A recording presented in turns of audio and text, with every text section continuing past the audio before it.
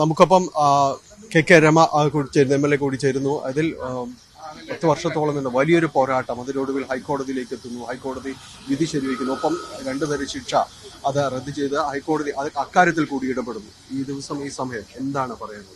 ആശ്വാസമുണ്ട്, സന്തോഷമുണ്ട്. കാരണം നീതി അസ്തമിച്ചിട്ടില്ല എന്നുള്ളത് ഒരു വലിയ കാര്യമാണ്. ഈ CPM-ന് ഞങ്ങൾ എന്താണോ പറഞ്ഞുകൊണ്ടിരുന്നത് അതൊന്നുകൂടി ശക്തമായി തെളിയിക്കപ്പെട്ടിരിക്കുകയാണ് ഈ കേസ്.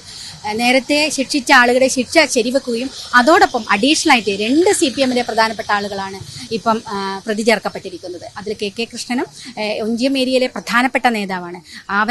അദ്ദേഹമാണ് ചന്ദ്രശേഖരൻ്റെ തല തെങ്ങിൻ പൂക്കല പോലെ തെറിപ്പിക്കുമെന്ന് പ്രസംഗിച്ചാണ്.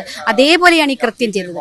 അത് കോടതി അംഗീകരിച്ചിരിക്കുകയാണ്. കോടതിക്ക് അത് ബോധ്യപ്പെട്ടിരിക്കുകയാണ്. അപ്പോൾ ബഹുമാനപ്പെട്ട കോടതിയും വളരെ നന്നായിട്ട് ഈ കേസ് ശ്രദ്ധിച്ചു, പഠിച്ചു. ഓരോ തെളിവുകളും അത് പരിശോധിച്ച് ഉറപ്പുവരുത്തിയിട്ടാണ് ഈ ശിക്ഷ ശരിവച്ചിരിക്കുന്നത്. അത് ഞങ്ങൾക്ക് മാത്രമല്ല, കേരളത്തിലെ പൊതുസമൂഹത്തിന് ഇതുപോലെ നീതിക്ക് വേണ്ടി പോരാട്ടം നടത്തുന്ന ആളുകൾക്ക്, കോടതി കയറി ഇറങ്ങുന്ന സാധാരണ മനുഷ്യർക്ക് ഒരാശ്വാസമാണ്.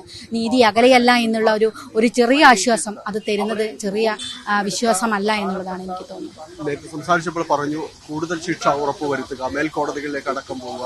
ഒപ്പം തന്നെ പറഞ്ഞിരുന്ന മോഹൻ അടക്കമുള്ളവർ ഇതിൽ നിന്ന് ഇപ്പോഴും ഇതിൽ മാറി നിൽക്കുക, അവരെ വിട്ടയച്ച നടപടികളുണ്ടാവും. ഇതിനെതിരെയെല്ലാം തന്നെയായിരിക്കുമോ മേൽക്കോടതികളിലേക്ക് പോരാട്ടം? തീർച്ചയായിട്ടും ഇനിയും മേൽക്കോടതിയിലേക്ക് പോകും. കാരണം ഞങ്ങൾ അപ്പോഴേ പറഞ്ഞു ഇതിന് മാസ്റ്റർ ബ്രെയിൻ ആരാണ് ഇതിന്റെ മാസ്റ്റർ ബ്രെയിൻ. കാരണം ഏരിയ കമ്മിറ്റിയിൽ ഒരു കാര്യം ആലോചിച്ചു, ഏരിയ കമ്മിറ്റിക്കാർ ഇൻവോൾവ് ആയിട്ടൊരു കാര്യമുണ്ടെങ്കിൽ അത് ജില്ലാ കമ്മിറ്റിക്കാർ അറിയാതെ നടക്കില്ല. ജില്ലാ കമ്മിറ്റി അങ്ങനെ ഒരു കാര്യം ചെയ്യണമെങ്കിൽ സ്റ്റേറ്റ് നേതൃത്വം അറിയാതെ നടക്കില്ല. അതുകൊണ്ട് ഇതിന്റെ മാസ്റ്റർ ബ്രെയിൻ എവിടെയൊക്കെയാണോ അവരുകൂടി നിയമത്തിന് മുന്നിൽ കൊണ്ടുവരണം. അതിനുവേണ്ടിയുള്ള പോരാട്ടമാണ് ഇനി നടത്തുക. കാലം ഹൈക്കോടതിയിലടക്കം ഈ വ്യവഹാരങ്ങളുമായിട്ട് മുന്നോട്ട് പോകുമ്പോൾ എന്തായിരുന്നു കോടതി അത് കാണും, തന്റെ ഭാഗത്തൊരു നീതി അത് ഉണ്ടാകുമെന്ന് തന്നെ ഉണ്ടാവുമെന്ന് എനിക്ക് വിശ്വാസമാണ്. സത്യം ജയിക്കുമെന്ന് ഞാൻ പൂർണ്ണമായി വിശ്വസിച്ചിരുന്നു. കാരണം അങ്ങനെയൊന്നും തോറ്റുപോവില്ല എന്ന് എനിക്കറിയാം. ചന്ദ്രശേഖരൻ ഒരു സത്യമാണ്. ചന്ദ്രശേഖരൻ ഒരു ക്രിമിനൽ അല്ലായിരുന്നു. അദ്ദേഹം ഒരു പെറ്റി കേസിൽ പോലും പ്രതിയല്ലായിരുന്നു. പിന്നെ എന്തിന് ചന്ദ്രശേഖരനെ കൊന്നു? എന്തിനാണ് ഈ ക്രൂരമായിട്ട് കൊല നടത്തിയത്? അത് രാഷ്ട്രീയ അഭിപ്രായം പറഞ്ഞതിന്റെ പേരിൽ, ഒരു നിലപാടെടുത്തതിന്റെ പേരിൽ, അതിന്റെ പേരിൽ മാത്രമാണ് ഒരു മനുഷ്യനെ വെട്ടിക്കൊന്നത്. അതിനി നമ്മുടെ നാട്ടിൽ ആവർത്തിക്കരുത്. ഒരു മനുഷ്യർക്കും ഈ ഗതി ഉണ്ടാകരുത്. അത് തന്നെയായിരുന്നു ഈ പോരാട്ടം മുന്നോട്ട് കൊണ്ടുപോകാനുള്ള ഒരു കരുത്ത്. അതിൽ വിജയിച്ചു എന്നതാണ് ഇപ്പോൾ എന്തായാലും കെ രമ പറയുന്നത് നീതിക്ക് വേണ്ടിയുള്ള ആ ഒരു പോരാട്ടം തുടരും, ഇത് അവസാനിക്കുന്നില്ല എന്ന് തന്നെയാണ്.